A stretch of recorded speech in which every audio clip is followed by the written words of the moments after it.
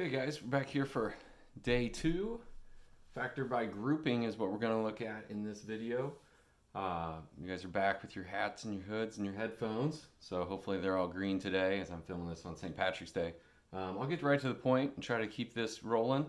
So here we go. Alright, so for example, I've got number 1, part A and B. For part A of number 1, we're going to look at basically combining like terms. So this step is going to be important later on. I just wanted to practice this with number 1. Okay, so you'll notice on part A, just ignore that one for a second, we have a 4x and a minus 3 here. So a lot of our answers today, and really all of them, are going to end up looking like this. Okay, where we have parentheses boxes. And so the 4x and the minus 3 are going to go to the front. The like term is this x plus 1. Okay, so because they're like terms, we can combine what is out front. So we've got 4x minus 3. So there's that. The 4x and the minus 3 goes here, and the x plus 1 is the like term, and that ends up being my answer. Okay, and I understand that's a little confusing. This is sometimes the most difficult part of this is just kind of getting used to something new. It's just that these are like labels, so we're combining the front and the labels just stays the same. Okay, so again, like yesterday, this is kind of the opposite of distributive property. Not necessarily the opposite, but we're rewinding the distributive property here. For the second one, we've got the like terms again.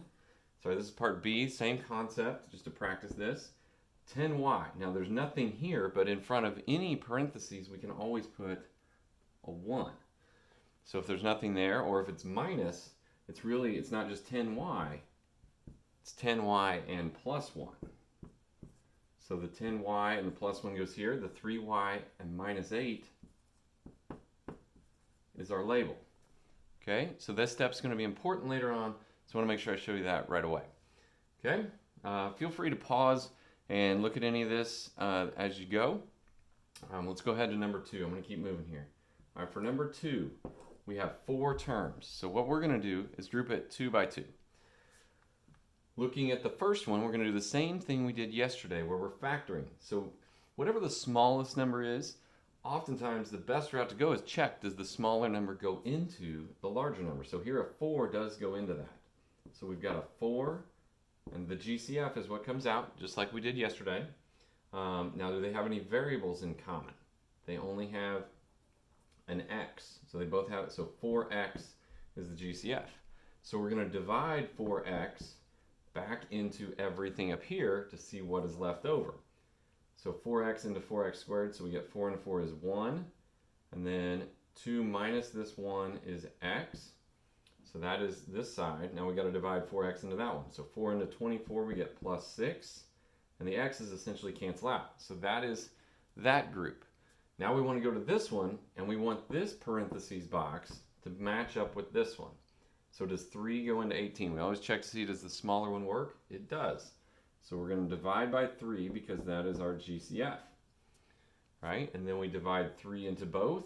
We end up getting x plus 6, which is what we want.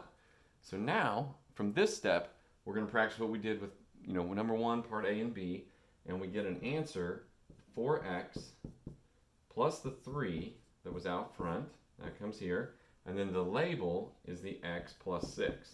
And so this will be our answer. So again, you can check this because, like I said, it goes with distributive property. If you were to do double distributive property here, it would work back into the original question, right? So there are the first 2. And so I'm going to keep moving here as I'm erasing. I hope everyone's having a great day today. Stay safe inside. Get outside for a little exercise. But as you can see, we moved from the laundry room into the basement today. So a little bit different background for you guys. Let's keep going here. Number 3 is going to be 9x cubed minus 45x squared. And then plus 7x minus 35. All right, so we've got 4 terms, and we're going to group them 2 and 2. All right, so I like to underline them. Some people put parentheses. Some people will draw a dotted line down the middle. Any way you want will work. This looks a little light on there. Okay? All right. So, does 9 go into the 45? Again, that does work. Now, 3 would also work, but we want the GCF. So this one we're going to take a 9. And how many x's do they have in common? Well, they have 2.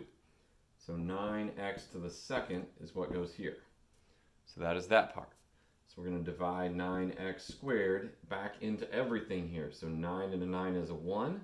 3 minus the 2 is x to the first. So that's 1x. 9 into 45 is minus 5. And the x squareds cancel out. So there's my GCF factoring on the left side. Now we go to the right. Does 7 work? 7 does work.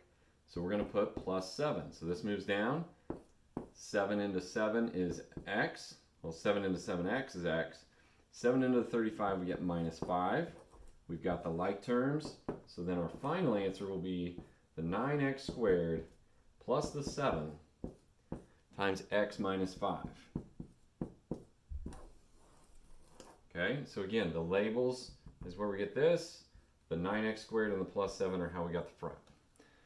All right, so usually I'm asking for questions right now, but if you have questions, like I said, feel free to rewind this, pause it wherever you want, send me a Canvas note, and I will get back to you as soon as possible. Like I said, these match up. You have multiple opportunities to answer it, but make sure we're moving along and really trying your best on these. Main things we want to learn from them. Okay, the next one, 15x squared plus 3x. And then we've got minus 30x minus 6. All right, so again, we're going to factor by grouping. We're going to group 2 and 2. This side is more of the same. We've got a 3 and an x in common. So we divide by 3x. Here we're going to get 5x plus 1. So that's what we get on the front side. That's really nothing different. This side is a little unusual. The minus sign is going to go with it, and we're going to factor out a negative, because if we don't, we won't get the same thing in parentheses. So does 6 go into 30? Yes, it does. So we're going to factor out a 6. However, if we did that, these wouldn't match up. So we need to factor out a negative 6 when this middle sign is negative. That's going to help us at the end with what matches up. So we've got this. Negative negative is a positive 5x, which is what we want. And negative negative is a positive. Anything over itself, 6 over 6 here is 1. Like terms. And we end up with 3x minus 6 times 5x plus 1. And that's going to be our answer for number 4. So that's that one. Again, like I said, pause it at any spot to try to help yourself out. And I'm going to keep going here. Hopefully everybody can hear everything okay. If you can't, if you're not hearing any things on the video, just shoot me an email. Also, you can always check out Virtual Nerd that I linked on the Canvas page, that you can look that up. I try to give a lot of resources if you guys need on there. All right, last one, number 5.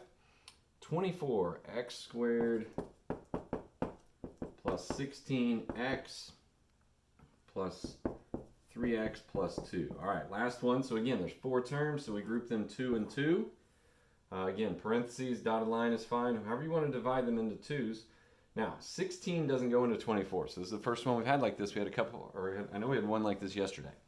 So if 16 doesn't work, the next highest factor of 16 is to try half of it or 1/3 of it. In this case, the half, 8, does go into 24. Now we could use 2, we could use 4, but they're not the greatest factors. So we want to use 8, and they both have an x in common. So that can be tough when it looks like this. So when the smaller number doesn't work. So 8 into 24, sorry, the 8x is going to go out here. 8 into 24, we get 3x. 8 into 16 is plus 2, and the x's cancel out. On this side, now, nothing works. So if nothing works, if there is no GCF, there is always a 1. So do we have to factor out the 1? Yes, we do. So the 1 goes here. We're going to make this a plus 1 because they're all the same signs. We don't need to factor in negative this time. 1 into both of these, we get 3x plus 2. And now we've got like terms that match up. So we end up with 8x plus the 1 that came from here, and the 3x plus the 2. So sometimes I have students who leave off this 1, they'll just have them match up. But again, I'll remind you guys, is $0 million equal to $1 million? No, it's not. So the plus 1, even though it seems like a little thing, you put it in terms of $1 million, makes a big difference. Hopefully this works. Hopefully it all makes sense. This ends up being our answer on this one. Like I said, if you have questions, feel free to shoot me an email through Canvas. Please take your time on this. I've noticed several students that they were getting these done in just under a minute. And if that continues, I'm going to have to start changing the way I do the homework grades to check on that. But I'll try to send you an email just to give you a heads up. And the main thing is our understanding. We want to keep working and learning as we go here. Okay? Thank you guys, and stay safe out there.